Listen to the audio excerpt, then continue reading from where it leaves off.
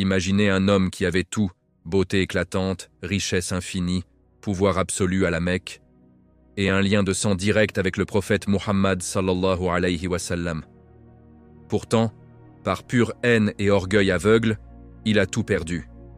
Allah a révélé une sourate entière sur lui de son vivant, prédisant sa ruine totale. Et chaque mot s'est réalisé avec une précision terrifiante. Son corps a pourri vivant, abandonné par ses propres fils. Sa femme étranglée par la corde qu'elle utilisait pour le mal. Son fils dévoré par un lion après une seule insulte. Bienvenue dans La chute ardente d'Abu Lahab, sur Lumière cachée du Coran. Si cette histoire vous secoue déjà, likez la vidéo, abonnez-vous et envoyez la salat sur le prophète sallallahu alayhi wa sallam. Plongeons maintenant dans les abysses de cette tragédie divine. Chapitre 1. Les origines flamboyantes d'Abu Lahab, l'homme que la Mecque admirait. Imaginez la Mecque avant l'islam, une ville bouillonnante de commerce, de rivalité tribale et d'adoration des idoles. Au cœur de cette cité sacrée vivait un homme dont le simple nom faisait tourner les têtes. Son vrai nom, Abdu al-Uzza ibn Abd al-Muttalib. Mais personne ne l'appelait ainsi. On l'appelait Abu Lahab, le père de la flamme. Et cette flamme n'était pas celle de la colère ou de la destruction, du moins, pas encore. C'était la flamme de sa beauté surnaturelle. Les anciens rapportent que son visage rayonnait littéralement. Sa peau si claire, si lumineuse, qu'elle semblait éclairer les ruelles sombres des souks. Quand il passait, les femmes s'arrêtaient net, les hommes se retournaient, les enfants pointèrent du doigt. « Regardez, c'est Abu Lahab » disaient-ils. Son apparence était si éclatante que le surnom Lahab, la flamme, lui collait à la peau comme une seconde nature. Abu Lahab n'était pas seulement beau, il était riche, très riche. Fils d'Abd al-Muttalib, le maître incontesté des Quraysh, il avait hérité du sang noble et du flair des affaires. Il devint l'un des plus grands marchands de la Mecque. Ses caravanes sillonnaient la péninsule arabique, rapportant soieries de Syrie, encens du Yémen, épices d'Abyssinie. Son or coulait à flot. Ses entrepôts débordaient. Les nobles de Quraysh enviaient sa fortune, mais ils respectaient son influence. Quand les chefs se réunissaient autour de la Kaaba pour décider de la guerre, de la paix ou d'une alliance, la voix d'Abu Lahab pesait lourd. On le consultait, on le craignait, on le courtisait. Et puis il y avait sa famille. Marié à Arwa bint Harb, plus connue sous le nom Jamil, sœur d'Abu Sufyan, il était au sommet de l'aristocratie mécoise. Sa position était inattaquable. Mais le destin allait tisser un lien encore plus profond avec l'homme qui allait changer le monde. Muhammad sallallahu alayhi wa sallam. Abdullah, le frère d'Abu Lahab, épousa Amina bint Wahb. De cette union naquit un garçon, un enfant orphelin de père avant même sa naissance, un enfant que l'on nomma Muhammad. Selon certaines narrations classiques, et Allah sait mieux ce qui s'est réellement passé dans le cœur des hommes, quand la bonne nouvelle arriva aux oreilles d'Abu Lahab, sa joie fut si immense qu'il libéra immédiatement une esclave nommée Thuwayba, qui lui avait apporté la nouvelle. Ce geste, même s'il est sujet à débat parmi les historiens, montre une chose essentielle.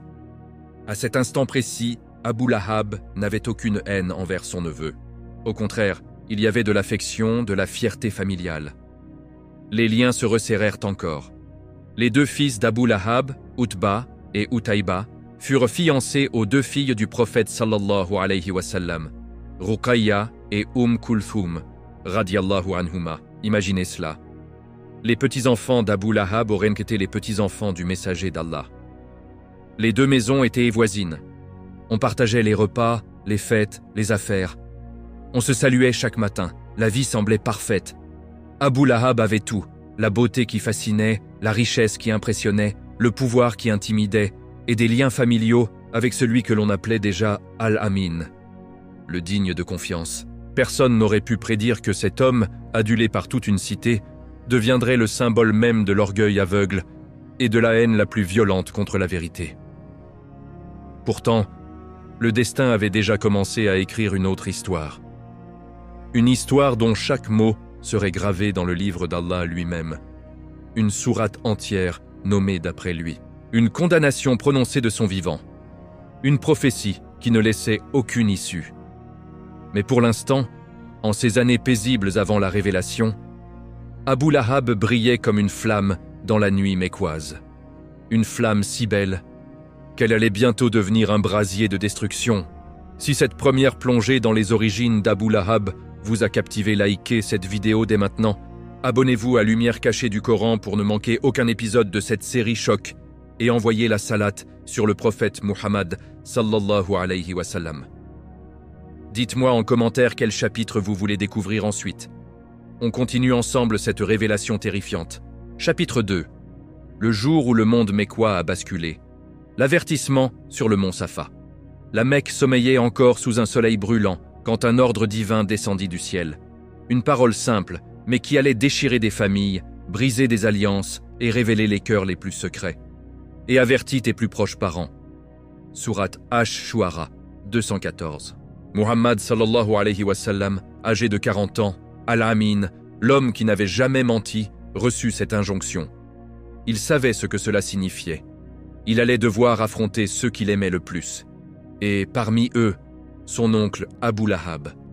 Le prophète sallallahu alayhi wa sallam gravit le mont Safa, ce promontoire rocheux dominant la ville sacrée. De là-haut, sa voix pouvait porter jusqu'aux confins de la vallée. Il se tenait debout, le vent soulevant légèrement son manteau, et il lança le cri ancestral qui faisait trembler les cœurs des Arabes. « Ya Sabaha ! Ô malheur du matin !» Ce cri signifiait « danger imminent », catastrophe. Les Kouraïchites savaient immédiatement que ce n'était pas une plaisanterie. Les marchands lâchèrent leurs étals. Les femmes sortirent en courant de leurs maisons. Les enfants abandonnèrent leurs jeux. Les hommes envoyèrent des serviteurs pour savoir ce qui se passait. En quelques minutes, une foule immense se massa au pied du mont Safa, le regard tourné vers le haut. Parmi eux, Abu Jahl, Abu Sufyan, les chefs les plus puissants. Et bien sûr, Abu Lahab, curieux. Peut-être même inquiet de voir son neveu convoquer toute la ville. Muhammad sallallahu alayhi wa sallam leva la main pour imposer le silence. Puis il posa une question qui frappa comme la foudre. « Ô gens de Quraysh, si je vous disais qu'une armée de cavaliers se cache derrière cette montagne, prête à vous attaquer à l'aube, me croiriez-vous » La réponse fut unanime, immédiate, presque instinctive. « Oui, nous te croirions. Jamais nous ne t'avons connu menteur. » Même ses ennemis durent l'admettre. Pendant 40 ans, pas un seul mensonge n'avait franchi ses lèvres. Sa parole valait de l'or dans une société où l'honneur reposait sur la véracité. Alors le prophète sallallahu alayhi wa sallam prononça les mots qui allaient tout changer. « Eh bien, je suis pour vous un avertisseur avant un châtiment douloureux. Allah m'a envoyé comme prophète à vous en particulier et à toute l'humanité. Il n'y a de divinité digne d'adoration qu'Allah seul. Abandonnez ces idoles qui ne vous profitent ni ne vous nuisent. Le jour de la résurrection viendra. Vous serez ressuscités comme vous vous réveillez du sommeil. Le paradis est réel. L'enfer est réel. » Un silence glacial tomba sur la foule. Les regards se croisèrent, incrédules, troublés. Certains murmurèrent, d'autres reculèrent légèrement. Puis Abu Talib, l'oncle protecteur, parla avec prudence. « Ô mon neveu, fais ce que ton Seigneur t'a ordonné. Je te protégerai et te défendrai. Mais mon âme ne peut se résoudre à abandonner la religion de Abd al-Muttalib. » Tous attendirent la réaction d'Abu Lahab. Il était là, au premier rang, le visage encore illuminé par cette beauté qui lui avait valu son surnom.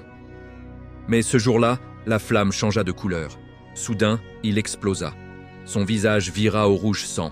Il se leva d'un bond, pointant un doigt accusateur vers son neveu, et hurla devant toute la Mecque. « Taban Laka ! Périsses-tu ? Taban Laka ! Destruction sur toi ! Est-ce pour cela que tu nous as rassemblés ? Ruine et malheur sur toi tout le jour !» Les mots résonnèrent comme un coup de fouet. La foule retint son souffle. L'oncle venait de maudire publiquement son neveu. 40 ans de confiance familiale, de liens de sang, de respect tribal. Balayés en une seconde par l'orgueil et la rage. Abu Lahab venait de choisir son camp. Pas celui de la vérité. Celui de l'idolâtrie et de l'arrogance. Et à cet instant précis, quelque chose d'extraordinaire se produisit dans les cieux. L'ange Jibril alayhi salam descendit. La révélation arriva, brûlante, immédiate. Muhammad sallallahu alayhi wa sallam reçut des paroles qui allaient être récitées jusqu'à la fin des temps. Que périssent les deux mains d'Abu Lahab, et que périssent-ils ? Sa richesse et ce qu'il a acquis ne lui serviront de rien. Il brûlera bientôt dans un feu flamboyant. Et sa femme, porteuse de bois, autour de son cou une corde de fibres de palmier. Sourate Al-Masad 111. Allah, le créateur de l'univers, venait de nommer Abu Lahab de son vivant. Pas après sa mort, pas en secret, devant toute une nation. Une sourate entière consacrée à sa ruine. Une condamnation divine prononcée alors qu'il respirait encore, alors qu'il pouvait encore se repentir, 10 ans. Il lui restait 10 longues années pour prouver que le Coran se trompait. Une seule phrase suffisait. La ilaha illa Allah, Muhammad Rasul Allah. Une seule phrase pour échapper à l'enfer promis. Il ne la prononça jamais. À partir de ce jour, la guerre était déclarée. Pas une guerre d'épée au début, mais une guerre froide, vicieuse, familiale. Abu Lahab devint l'ombre qui suivait le prophète sallallahu alayhi wa sallam partout. Chaque fois que Mohammed appelait à l'islam dans les souks, Abu Lahab surgissait derrière lui comme une malédiction vivante. « Ne l'écoutez pas, c'est un menteur, un sorcier, je suis son oncle, je le connais mieux que vous !» Ces mots, « je suis son oncle », étaient une arme psychologique dévastatrice. Dans la culture arabe, la parole d'un oncle valait plus que celle d'un étranger. Combien d'âmes se détournèrent de la vérité à cause de cette trahison familiale? Mais ce n'était que le début. La flamme qui avait illuminé la Mecque allait bientôt consumer tout sur son passage, y compris lui-même.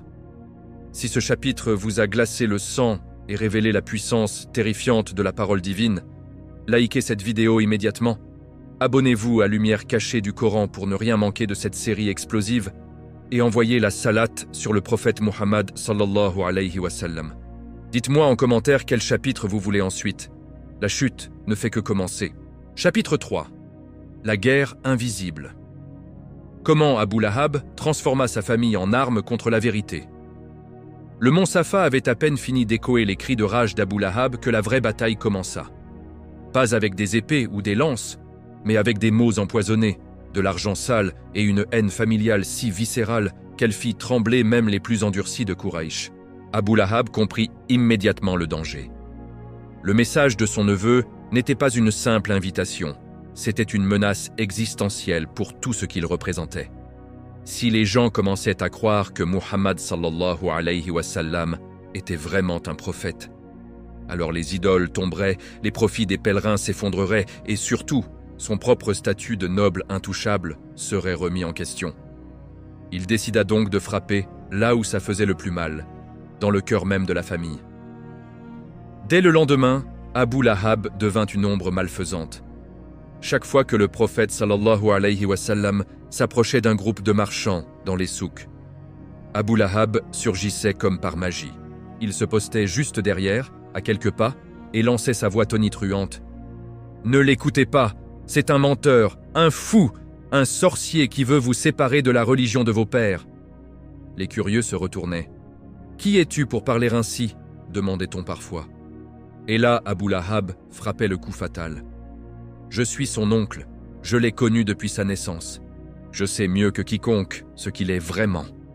Il veut vous tromper. » Ces 5 mots, « je suis son oncle », étaient une arme nucléaire dans la culture arabe. Dans une société où la famille est sacrée, où la parole d'un parent proche vaut plus que celle d'un roi, entendre un oncle accuser publiquement son neveu de mensonge semait le doute instantanément. Combien d'âmes potentielles se détournèrent de l'islam à cause de cette trahison? Combien de cœurs se fermèrent parce que même son propre oncle dit qu'il ment? Mais Abu Lahab ne se contenta pas de paroles. Il mobilisa sa fortune comme une armée invisible. Il paya des poètes pour composer des satires cruelles contre Muhammad sallallahu alayhi wa sallam. Il distribua de l'argent à des jeunes oisifs pour qu'ils le suivent dans les rues, l'insultent, le ridiculisent, lancent des pierres quand il passait près de la Kaaba. Il finança des rumeurs. Muhammad veut détruire nos traditions. Il veut prendre le pouvoir. C'est un possédé. Et quand les Quraïchites organisèrent le boycott impitoyable de Bani Hachim, 3 longues années de famine, d'isolement dans un vallon aride où les cris des enfants affamés résonnèrent la nuit, Abu Lahab fut parmi les plus zélés. Lui, l'oncle, rejoignit les oppresseurs contre son propre clan. Il veillait personnellement à ce que personne ne vende de nourriture aux Hachimites. Il renforçait les barrages. Il riait quand on lui rapportait que des bébés pleuraient de faim. Sa haine avait dépassé la raison. Elle était devenue une religion en soi. Mais la plus fidèle alliée d'Abu Lahab n'était autre que sa femme, Jamil, Arwa bint Harb. Si Abu Lahab était la voix du mal, elle en était les mains et les pieds. Les narrations classiques rapportent qu'elle sortait chaque nuit ramasser les épines les plus acérées, les ronces les plus tranchantes. Elle les répandait sur le chemin que Muhammad sallallahu alayhi wa sallam empruntait pour aller prier à la Kaaba. Au petit matin, les pieds bénis du prophète marchaient sur ses pointes. Le sang coulait. Le sable buvait les gouttes rouges. Et Jamil, caché dans l'ombre, observait avec un sourire cruel. Certaines sources faibles ajoutent qu'elle glissait parfois des épines dans les vêtements du prophète quand il séchait au soleil, pour les déchirer, pour l'humilier. Allah sait mieux. Mais ce qui est certain, c'est que sa langue était plus tranchante encore que ses épines. Elle parcourait les ruelles de la Mecque, répandant des calomnies. « Muhammad est un menteur, un fou !» Il divise les familles. Elle moquait sa pauvreté, son veuvage, son message. Elle inventait des histoires pour salir son honneur. Jour après jour, nuit après nuit, le harcèlement était incessant. Et le pire, il vivait juste à côté. La maison d'Abu Lahab jouxtait celle du prophète sallallahu alayhi wa sallam. Chaque matin, ils se croisaient.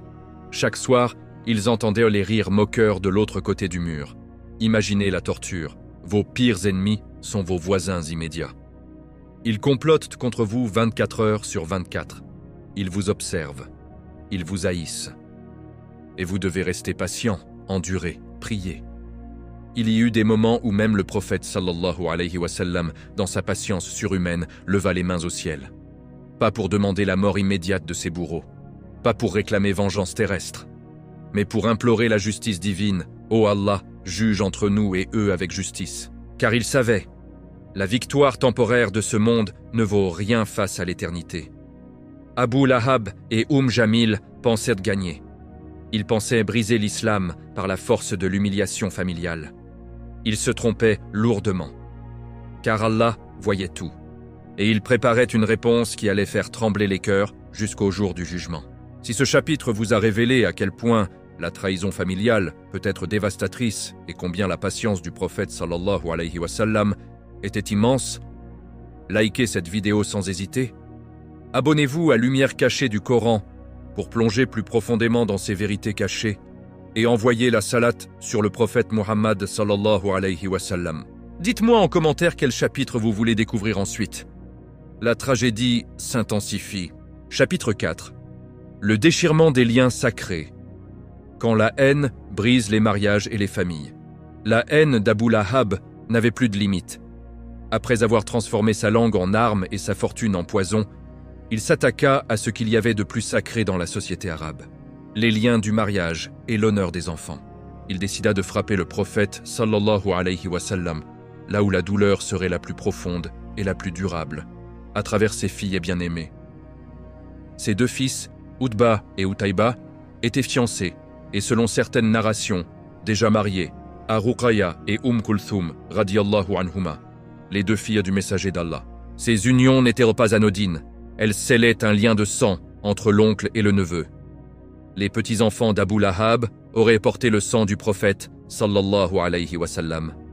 Les deux familles auraient été unies pour toujours. Mais la révélation sur le mont Safa avait tout changé. Un soir, dans la maison d'Abu Lahab, l'atmosphère était électrique. Jamil, les yeux brillants de rage, se tenait aux côtés de son mari. Devant eux, Utba et Utaïba, jeunes, nobles, mais déjà sous pression.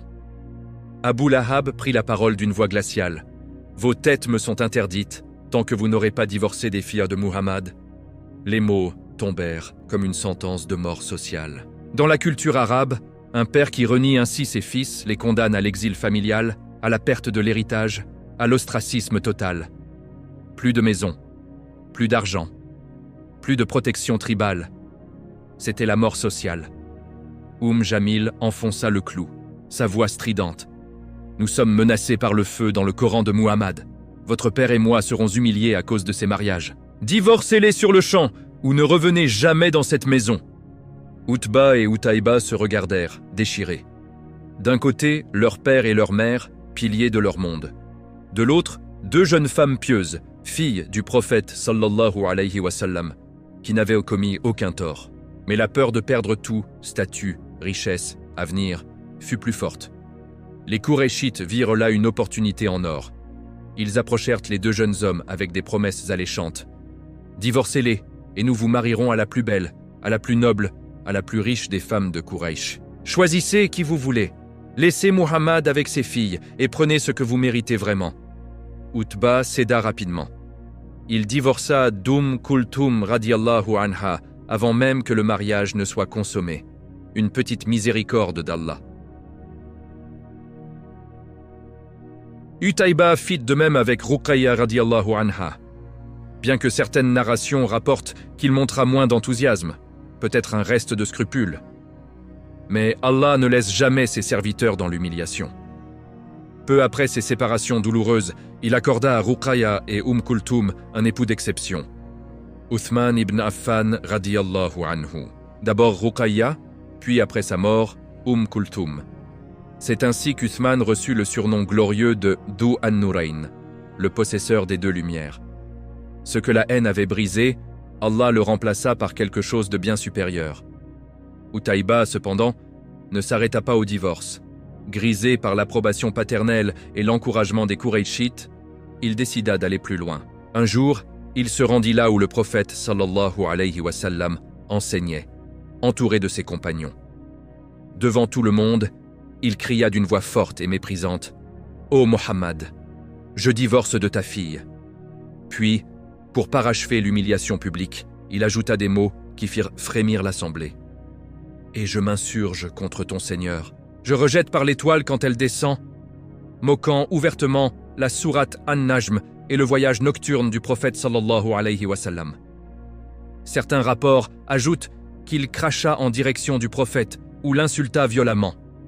Les compagnons restèrent figés, le sang bouillant de rage. Abu Talib, qui assistait à la scène, sentit un frisson glacé le parcourir. Le prophète sallallahu alayhi wa sallam ne répondit pas par la colère.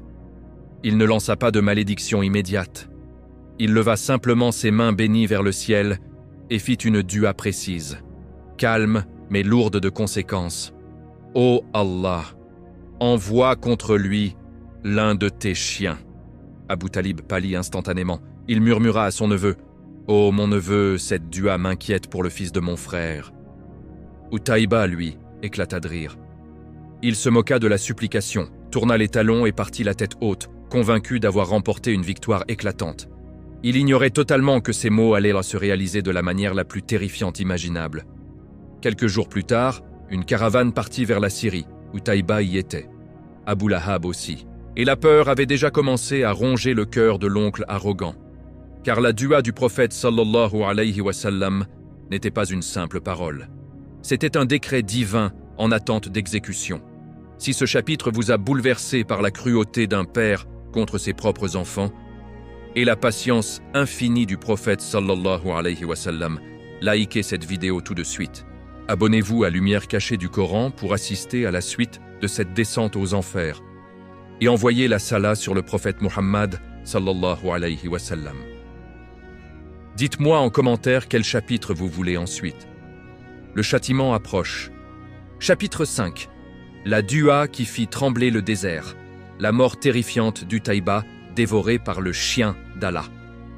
Quelques jours après l'insulte publique d'Utayba, une caravane commerciale se prépara à partir vers la Syrie.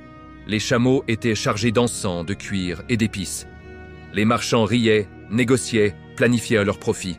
Utayba était parmi eux, fier, arrogant, encore grisé par son acte de défi. Abu Lahab l'accompagnait aussi. Mais cette fois, le père de la flamme n'avait plus son éclat habituel. Une ombre de peur rongeait son cœur. Abu Lahab avait passé des années à ridiculiser le message de son neveu. Il l'avait traité de fou, de possédé, de menteur. Pourtant, au fond de lui, une fissure s'était ouverte. Il avait entendu la sourate qui le condamnait nommément. Il avait vu Islam grandir, malgré tout. Et maintenant, son propre fils avait été maudit par une dua précise. « Ô Allah, envoie contre lui l'un de tes chiens. » Les mots du prophète sallallahu alayhi wa sallam n'étaient pas une menace en l'air. Abu Lahab le savait. Il avait vu des choses étranges se produire autour de Muhammad. Alors, dans la caravane, il ne quittait plus Utaïba des yeux. Il surveillait chaque pas, chaque ombre. La caravane atteignit une région appelée Az-Zarqa, en Syrie. Le soir tombait. Un moine chrétien d'un monastère voisin s'approcha, le visage grave. « Ô voyageurs arabes, écoutez-moi, cette terre s'appelle Mouzba. C'est le pays des lions. La nuit, les fauves rôdent. Soyez extrêmement prudents. » À ces mots, Abu Lahab sentit son sang se glacer. « Lion, chien de la nature sauvage. L'un de tes chiens. » Ce ne pouvait pas être une coïncidence. La panique s'empara de lui. Il rassembla immédiatement les hommes de la caravane. Sa voix tremblait, mais il tenta de garder son autorité. « Écoutez-moi, vous tous. Vous connaissez mon âge, mon rang parmi Quraysh, mes droits sur vous en tant qu'ancien. Je vous supplie, protégez mon fils. Je crains la dua de Muhammad contre lui. » Les marchands se regardèrent. Même les plus mécréants savaient que les invocations du prophète sallallahu alayhi wa sallam avaient un poids surnaturel. Ils acceptèrent. Abu Lahab organisa alors une forteresse vivante. Ils rassemblèrent tous les chameaux, les ballots de marchandises, les sacs, les tentes. Ils formèrent un cercle impénétrable. Au centre exact de cette barrière de chair et de biens, ils placèrent Utaïba. Autour de lui, les animaux. Autour des animaux, les hommes armés. Des couches et des couches de protection. Personne ne pouvait approcher sans être vu. La nuit tomba. Le camp se tut. Les feux s'éteignirent. Les hommes s'endormirent, épuisés, veillant pourtant sur le fils d'Abu Lahab. Le silence du désert était total. Pas un vent, pas un bruit. Puis, un frottement léger, des pattes puissantes qui effleuraient le sable. Parmi les survivants qui racontèrent bien plus tard l'histoire, dont un jeune marchand nommé Ibara ibn al-Assad, qui embrassa l'islam par la suite, tous décrivirent la même scène avec une terreur encore palpable des années après. Un lion énorme entra dans le camp. Mais il n'attaqua pas au hasard. Il marcha lentement, méthodiquement, reniflant chaque homme, un par un. Il passait devant les dormeurs, flairait leur visage, leur cou, leur poitrine, hot breath sur la peau. Les hommes retenaient leur respiration, paralysés, priant pour ne pas être choisis. Le lion continua. Il ignora les marchands, il ignora les gardes, il ignora même Abu Lahab qui tremblait dans son coin. Il avançait droit vers le centre. Il atteignit la barrière de ballots. D'un coup de patte massive, il les écarta. Il souleva les couvertures. Utaïba dormait là, au milieu de sa forteresse illusoire, croyant être invincible. Le lion le trouva, un seul coup précis à la gorge. Utaïba se réveilla en sursaut. Ses yeux s'ouvrirent grands. Il hurla dans la nuit, d'une voix qui glaça le sang de tous les témoins. « Ya mashar an-nas, da'wat Muhammad qad qatalatni, a'inouni. » Ô gens, la supplication de Muhammad m'a tué. À l'aide. Mais il n'y eut pas d'aide. En quelques instants, Utaïba était mort. Le lion, sa tâche accomplie, se retourna calmement. Il traversa le camp en sens inverse, sans toucher personne d'autre, sans voler une seule marchandise, sans blesser un seul homme. Il disparut dans l'obscurité comme il était venu. Au lever du soleil, le camp était figé dans un silence horrifié.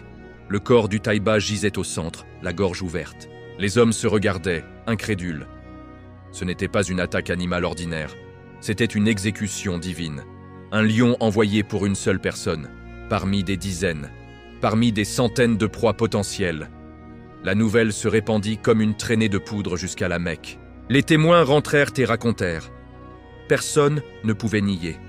La dua du prophète sallallahu alayhi wa sallam s'était réalisée avec une précision surnaturelle. Abu Lahab revint brisé, son fils mort, son arrogance fissurée. Mais au lieu de se repentir, il s'enfonça plus profondément dans la haine.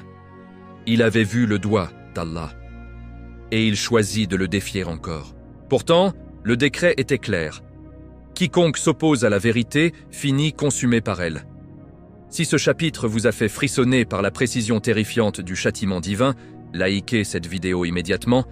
Abonnez-vous à Lumière cachée du Coran pour ne rater aucun épisode de cette série qui secoue les âmes.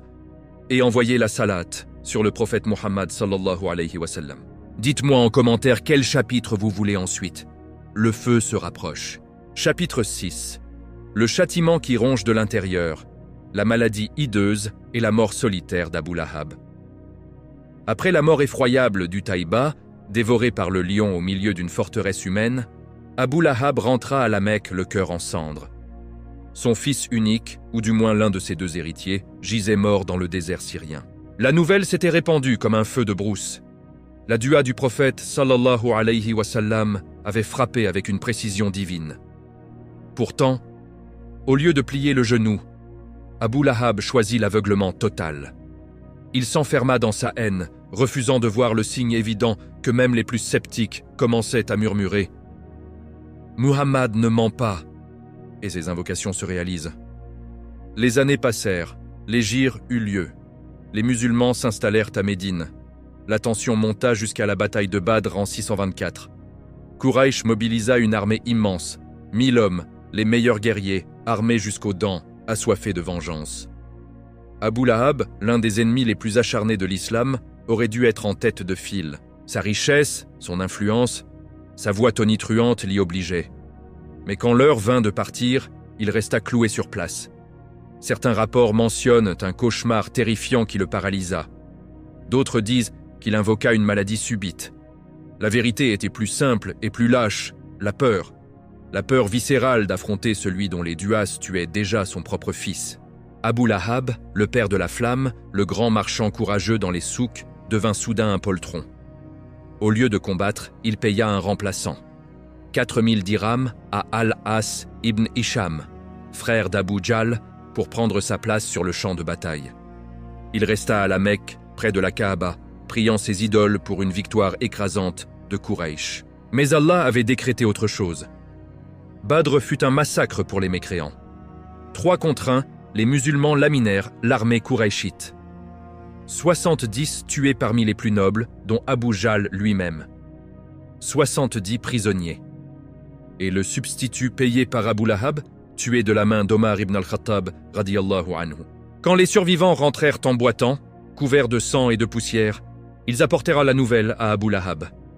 Il était assis près de la Kaaba, attendant triomphalement. Au lieu de cris de victoire, il reçut des lamentations. Son monde s'effondra en un instant. Le choc fut si violent que, 7 jours plus tard, son corps commença à se décomposer, alors qu'il était encore vivant. Il contracta une maladie appelée Al-Hadassa, une forme virulente et contagieuse où la peau se détache littéralement des os. Des plaies purulentes s'ouvrirent partout. Une odeur pestilentielle se dégageait de lui, si insupportable que même les mouches s'enfuyaient. Son corps pourrissait de l'intérieur. Il puait la mort avant d'être mort. Et le pire, la contagion. Personne n'osait l'approcher. Ses serviteurs s'enfuirent. Ses voisins fermèrent leurs portes. Même ses propres fils, ceux qui l'avaient forcé à divorcer des filles du prophète sallallahu alayhi wa sallam, refusèrent de venir près de lui. Ils le laissèrent seul dans sa grande maison, hurlant de douleur, suppliant pour de l'eau, pour un regard, pour une main compatissante. Rien. Le vide total. Abu Lahab mourut ainsi, abandonné, pourrissant, puant, dans l'isolement le plus absolu. Son corps resta 3 jours entiers sans sépulture. 3 jours où la puanteur envahit le quartier. Les passants se bouchaient le nez. Les enfants pleuraient de peur. Personne ne voulait toucher ce qui restait de l'homme qui avait autrefois fait tourner toutes les têtes par sa beauté. Finalement, un homme de Quraysh, excédé par l'odeur et la honte, alla trouver les fils d'Abu Lahab. « N'avez-vous pas honte? Votre père pourrit dans sa maison depuis 3 jours et vous ne l'enterrez pas ?» Les fils répondirent, terrifiés. « Nous craignons la contagion. Nous ne pouvons pas l'approcher. » Alors ils improvisèrent la fin la plus humiliante possible. Pas de lavage rituel, pas de linceul, pas de porteur. Ils prirent des seaux d'eau et les jetèrent de loin sur le cadavre. Puis, avec de longues perches en bois, ils poussèrent et traînèrent le corps en décomposition à travers les rues de la Mecque. Les gens s'écartaient, horrifiés. Quand ils arrivèrent près d'un mur en ruine, à la périphérie de la ville, ils le calèrent contre les pierres et firent s'effondrer tout le mur sur lui. Abu Lahab fut enterré comme un déchet, écrasé sous des blocs de pierre. Pas de prière funéraire, pas de dignité, pas d'honneur. L'homme dont le visage rayonnait comme une flamme fut réduit à un tas de chair pourrissante sous des gravats. Et pendant ce temps, La sourate Al-Masad continuait d'être récitée dans les mosquées naissantes, dans les cœurs des croyants. Que périssent les deux mains d'Abu Lahab. Et que périsse-t-il? Sa richesse et ce qu'il a acquis ne lui serviront de rien. Il brûlera bientôt dans un feu flamboyant. Chaque mot s'était réalisé. À la lettre. 10 ans après la révélation. Le châtiment n'était pas venu d'un ennemi humain. Il était venu de l'intérieur, rongeur, inexorable, comme promis. Allah ne se hâte pas, mais il ne manque jamais sa cible. Si ce chapitre vous a laissé sans voix devant la précision glaçante du décret divin et l'humiliation finale d'un homme qui avait tout, likez cette vidéo tout de suite. Abonnez-vous à Lumière cachée du Coran pour continuer cette série qui révèle les vérités les plus cachées. Et envoyez la salat sur le prophète Muhammad sallallahu alayhi wa sallam. Dites-moi en commentaire quel chapitre vous voulez ensuite. La fin approche et elle est encore plus terrifiante. Chapitre 7. La corde qui tue. La fin tragique et ironique Jamil, porteuse de bois. Abu Lahab était mort, écrasé sous un mur comme un déchet oublié. Son corps pourrissant avait été traîné dans les rues, abandonné par ses propres fils, puni par la maladie qu'Allah avait décrétée. Mais l'histoire de cette famille maudite ne s'arrêtait pas là. Il restait une dernière figure, Jamil, Arwa bint Harb, la sœur d'Abu Sufyan, l'épouse fidèle dans le mal, la femme mentionnée nommément dans le Coran comme porteuse de bois. La sourate Al-Masad ne l'avait pas épargnée. Après avoir condamné Abu Lahab au feu flamboyant, Allah ajouta « Et sa femme porteuse de bois, autour de son cou une corde de fibres de palmier. » Sourate Al-Masad 4-5. Ces mots n'étaient pas une métaphore poétique. Ils étaient une prophétie littérale, une description précise de sa fin, révélée des années avant qu'elle ne meure. Jamil avait été la main active de la persécution. Chaque nuit, elle sortait ramasser les épines les plus acérées, les ronces les plus tranchantes. Elle les répandait sur le chemin du prophète sallallahu alayhi wa sallam vers la Kaaba. Elle voulait blesser ses pieds la bénie, faire couler son sang, l'humilier dans l'obscurité. Elle glissait parfois ses épines dans ses vêtements quand ils séchaient au soleil, pour les déchirer, pour le priver de dignité. Sa haine était physique, méthodique, cruelle. Mais sa langue était encore plus venimeuse. Elle parcourait les ruelles de la Mecque, répandant des calomnies inventées de toutes pièces. Muhammad est un sorcier, un diviseur de famille, un fou qui veut détruire nos dieux. Elle moquait sa pauvreté, son orphelinage, sa mission. Elle riait aux éclats quand on lui rapportait les souffrances des musulmans. Elle était la complice parfaite. Là où Abu Lahab parlait, elle agissait. Là où il maudissait, elle blessait. Après la mort de son mari, Jamil ne changea rien. Au contraire, la défaite de Badr, la mort d'Abu Lahab, la croissance irrésistible de l'islam, tout cela ne fit qu'attiser sa rage. Elle continua son rituel maudit, ramasser du bois, des épines, des ronces. Elle les attachait en gros fagots avec une corde solide en fibres de palmier. La même corde grossière que les Arabes utilisaient pour porter des charges lourdes. Elle hissait le tout sur son dos et marchait, le dos courbé, le cœur noirci par la haine. Un jour, les sources classiques ne donnent pas la date exacte, mais Allah sait. Elle partit comme à son habitude. Le soleil tapait fort. Le fagot était particulièrement lourd ce jour-là. Elle avançait péniblement sur un sentier rocailleux aux abords de la Mecque. Épuisée, elle s'arrêta pour se reposer. Elle s'assit lourdement sur une pierre, le fagot toujours sur son dos. Et là, dans un instant d'ironie divine qui glace le sang, l'accident se produisit. Elle bascula légèrement en arrière. La corde, tendue par le poids du bois, glissa autour de son cou. Au lieu de se détendre, elle se serra, comme un nœud coulant. Jamil tenta de se redresser, de desserrer la corde avec ses mains. Trop tard. Le poids du fagot l'entraîna vers l'arrière. La corde s'enfonça dans sa gorge. Elle étouffa. Elle se débattit. Ses ongles griffèrent sa propre peau. Ses yeux s'écarquillèrent de terreur. Personne n'était là pour l'aider.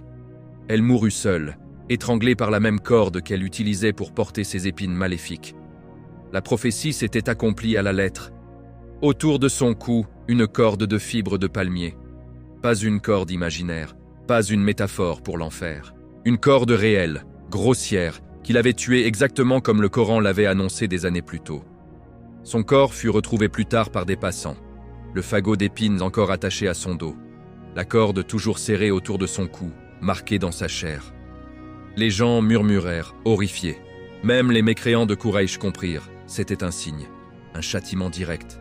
Allah n'avait pas seulement puni Abu Lahab, il avait puni sa complice avec la même précision terrifiante. Jamil, qui avait semé la douleur physique et morale, mourut dans une souffrance physique atroce, asphyxiée par l'outil même de son crime. Elle qui avait voulu faire saigner les pieds du prophète sallallahu alayhi wa sallam, finit la gorge tranchée par une corde. Ironie divine, justice parfaite. Et ainsi, la famille entière fut consumée. Le fils dévoré par un lion, le père pourrissant vivant puis écrasé comme un déchet, la mère étranglée par sa propre corde. 3 châtiments, 3 réalisations mot pour mot de la sourate révélée alors qu'il respirait encore. Allah ne parle pas en vain. Quand il nomme quelqu'un dans son livre, le décret est scellé. Si ce chapitre vous a secoué par l'ironie glaçante et la précision surnaturelle du châtiment Jamil, likez cette vidéo sans attendre, abonnez-vous à Lumière cachée du Coran pour ne manquer aucune révélation de cette série choc et envoyez la salat sur le prophète Muhammad sallallahu alayhi wa sallam. Dites-moi en commentaire quel chapitre vous voulez ensuite. Il reste encore des vérités brûlantes à dévoiler. Chapitre 8. Les rêves qui hantent les vivants. Les visions d'Abu Lahab après sa mort et la vérité sur ses bonnes actions. Abu Lahab était mort, écrasé sous un mur, pourrissant 3 jours dans l'indifférence totale, enterré comme un déchet. Jamil étranglé par sa propre corde, Utaïba dévoré par le lion envoyé par une dua. La sourate Al-Masad s'était accomplie mot pour mot, comme une lame qui tranche le destin. Mais l'histoire ne s'arrête pas à la tombe. Car même après la mort, certains récits rapportent que l'ombre d'Abu Lahab continuait de hanter les vivants. Urwa ibn az-Zubayr, l'un des plus grands tabi'in et neveu d'Aïcha radiallahu anha, transmit une narration selon laquelle certains proches d'Abu Lahab affirmèrent en l'avoir vu en rêve après sa mort. Dans ses visions, il apparaissait toujours dans le même état, tourmenté, brûlant, sans répit. Le feu le consumait. Il criait de douleur, pas de soulagement, pas d'échappatoire. Ses rêves, rapportés par des membres de sa propre famille ou de son entourage, se répandaient à la Mecque comme un murmure effrayant. Les gens se réveillaient en sueur, se demandant si c'était un signe divin ou simplement la peur collective. Une autre histoire circula, plus connue encore, mais qui nécessite une mise au point claire et ferme. Certains prétendent qu'Abu Lahab recevait un allègement de son châtiment tous les lundis. Pourquoi ? Parce qu'il aurait libéré Thuwayba, l'esclave qui lui annonça la naissance du prophète sallallahu alayhi wa sallam. Cette narration provient d'un rêve rapporté par certains, mais elle n'est pas authentique selon les critères rigoureux des savants. Elle ne vient ni du prophète sallallahu alayhi wa sallam, ni d'un compagnon fiable. C'est un rêve, et les rêves ne constituent pas une preuve en matière de croyance ou de législation islamique. La vérité théologique est limpide et implacable, tirée directement du Coran et de la Sunna authentique. Les bonnes actions des mécréants ne leur profitent en rien dans l'au-delà. Absolument rien. Allah dit clairement « Et nous mettrons les balances de la justice le jour de la résurrection. Nulle âme ne sera lésée en rien, fût-ce du poids d'un grain de moutarde. Nous le ferons venir, et nous suffisons comme teneurs de compte. » Sourate Al-Anbiya 47. Et il précise sur les mécréants « Ceux qui ont mécru, leurs actions sont comme un mirage dans une plaine désertique. L'assoiffé le prend pour de l'eau, jusqu'à ce qu'il s'en approche et ne trouve rien. » Sourate An-Nur 39. Le prophète sallallahu alayhi wa sallam lui-même trancha la question. Aïcha radiallahu anha lui demanda un jour à propos d'Ibn Jud'an, un homme de l'époque de l'ignorance connu pour sa générosité extrême. Il nourrissait les pauvres, maintenait les liens familiaux, protégeait les orphelins. Elle demanda « Ô messager d'Allah, cela lui profitera-t-il » La réponse fut nette, douloureuse, définitive. Non, car il n'a jamais dit « Ô mon Seigneur, pardonne-moi mes péchés le jour de la résurrection » sans la parole de Tawhid, « La ilaha illa Allah » sans la soumission sincère à Allah seul, toutes les bonnes actions, même les plus impressionnantes, s'évaporent comme un mirage. Elles peuvent valoir des récompenses dans ce monde, richesse, enfants, respect, longue vie. mais dans l'au-delà, le kufr les consume entièrement, comme le feu dévore le bois sec. Abu Lahab pouvait avoir libéré 1000 esclaves. Il pouvait avoir nourri des milliers de pauvres. Il pouvait avoir été l'homme le plus généreux de Quraïch. Rien de tout cela ne changea son sort, car il mourut en mécréant. Il refusa le tawhid jusqu'à son dernier souffle. Il choisit l'orgueil, la haine, le statut, plutôt que la simple phrase qui sauve « Muhammad, Rasul, Allah ». Ces rêves qui le montraient en tourment ne sont pas des fables pour effrayer. Ils rappellent une réalité coranique. Le châtiment de l'au-delà est réel, éternel, sans allègement pour ceux qui ont tourné le dos à la vérité après l'avoir vu de près. Abu Lahab l'avait vu. Il avait entendu le Coran le nommer. Il avait vu son fils mourir sous ses yeux. Il avait vu sa femme périr. Il avait vu l'islam triompher malgré lui. Et pourtant, il n'a pas fléchi. C'est cela qui devrait nous secouer le plus. Il avait 10 ans pour se repentir. 10 ans pour dire une phrase. 10 ans pour sauver son âme. Il ne l'a pas fait. L'orgueil l'a aveuglé. Et l'orgueil est le poison le plus mortel, car il fait croire à l'homme qu'il est plus grand que le décret d'Allah.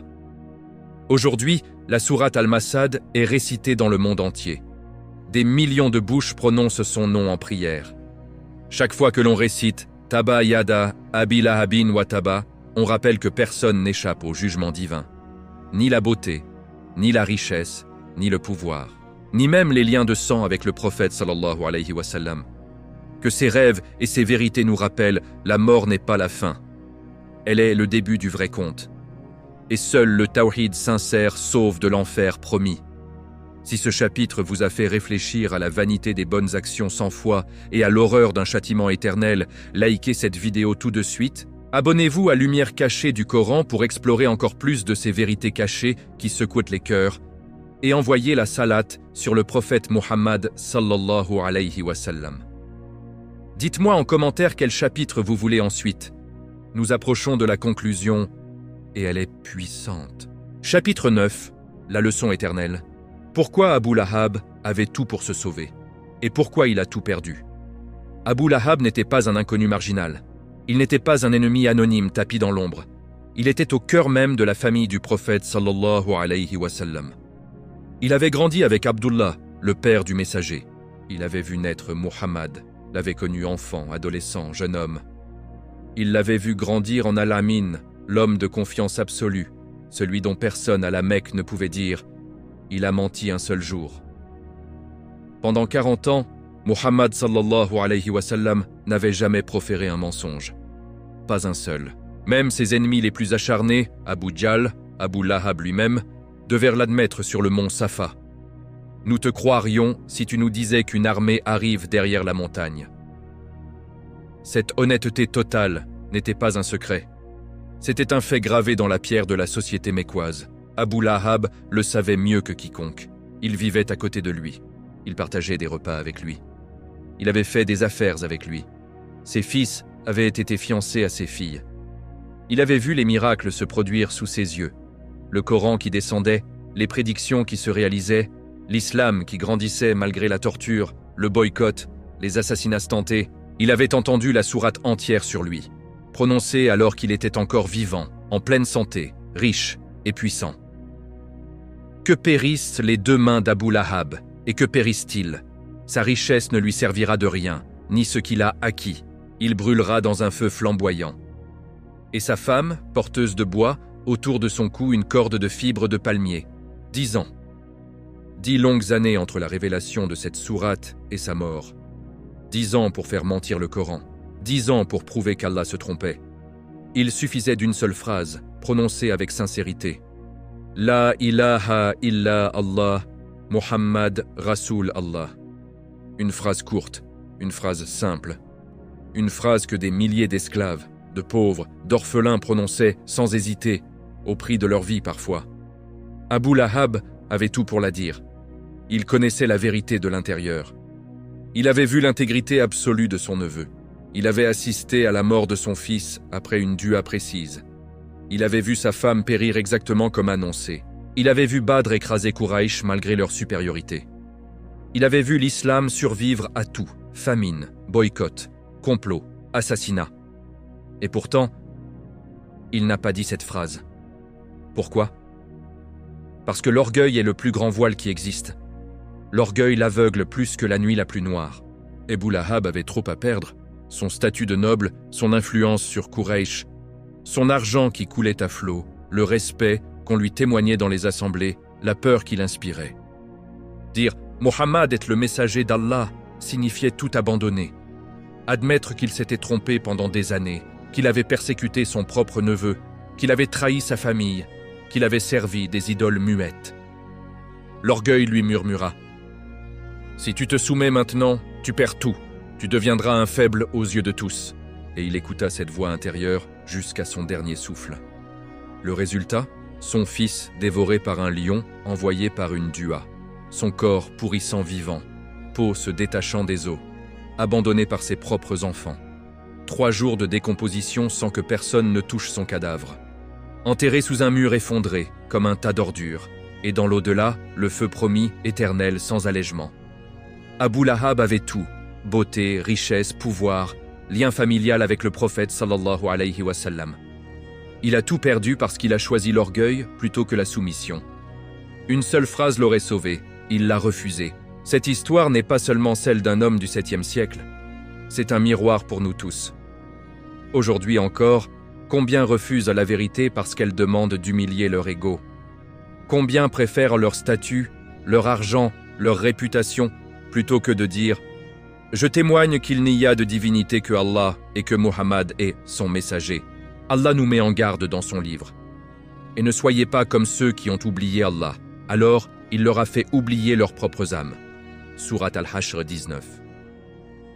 Abu Lahab a oublié Allah. Allah l'a fait s'oublier lui-même. Il s'est perdu dans son orgueil jusqu'à ce que le feu le consume. Que cette histoire nous secoue jusqu'au tréfonds. Que nous demandions à Allah la sincérité, l'humilité, la force de choisir la vérité même quand elle coûte cher. Car au final, ce qui coûte cher dans ce monde ne vaut rien face à l'éternité. Alhamdulillah pour le Coran qui nous avertit. Alhamdulillah pour le prophète sallallahu alayhi wa sallam qui a enduré tout cela avec une patience divine. Qu'Allah nous protège de l'orgueil d'Abu Lahab et nous fasse mourir sur le tawhid. Si ce chapitre vous a fait réfléchir à la fragilité de l'orgueil et à la grandeur d'une simple soumission, likez cette vidéo immédiatement, abonnez-vous à Lumière cachée du Coran pour ne rien manquer de ces leçons qui transforment les cœurs et envoyez la salate sur le prophète Muhammad sallallahu alayhi wa sallam. Dites-moi en commentaire quel chapitre vous voulez ensuite. Le 10e et dernier arrive.